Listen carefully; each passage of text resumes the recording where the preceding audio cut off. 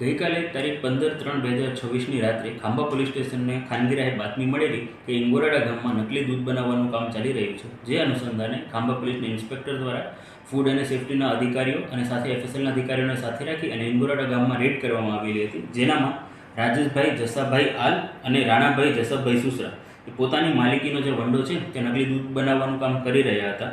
જે અનુસંધાને પોલીસ દ્વારા 100 લીટર જે દૂધ છે તે એની સાથે 100 કિલો દૂધનો પાવડર અને 43 કિલોનો વનસ્પતિનો જે તેલ છે એ જપ્ત કરવામાં આવેલું હતું.